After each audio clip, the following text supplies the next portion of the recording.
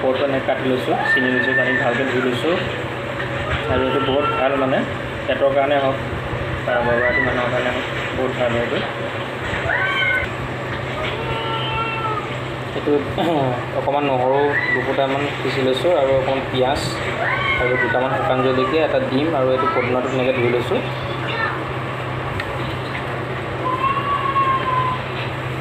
কেৰাহীখন ভালকৈ গৰম হ'ব দিব, অকণমান তেল দি দিব, মিঠাই তেল। এনেকৈ মিঠাতেল দি ল'ব আৰু মিঠাতেলটো ধুনীয়াকৈ গৰম হোৱাৰ পিছত প্ৰথমতে আপোনালোকে নহৰু দুফুটাটো দি ল'ব আৰু অকণ পিঁয়াজ দি দিব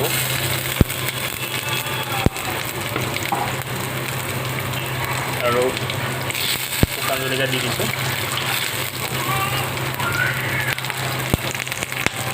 পদিনাখিনিৰ লগতে দি দিছোঁ।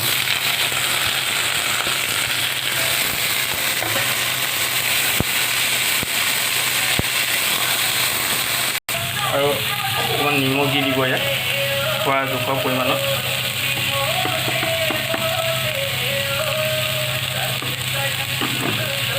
আৰু অকণমান জানি যেন হালধি দি দিব। পনৌনোৱা শাকটো অকণমান ধুনীয়াকৈ ভাজি ল'ব।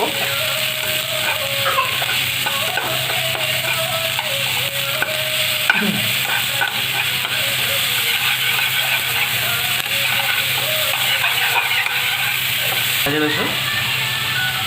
3 মিনিটমান সময় আপোনালোকে ল' ফ্লেমত অকণ ভাজি ল'ব। আৰু পনৌনোৱা শাকটো অকণমান বেছি সময় নালাগে, পটককৈ হয়, বহুত নৰম হয় চব্জিটো।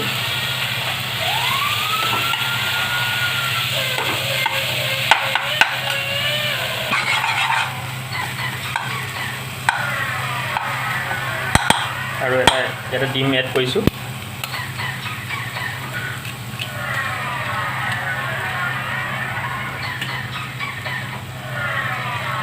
এটা ডিম এড কৰিছোঁ আৰু ডিমটোৰ ওপৰত অকণমান নিমখ দি দিব পাৰিব।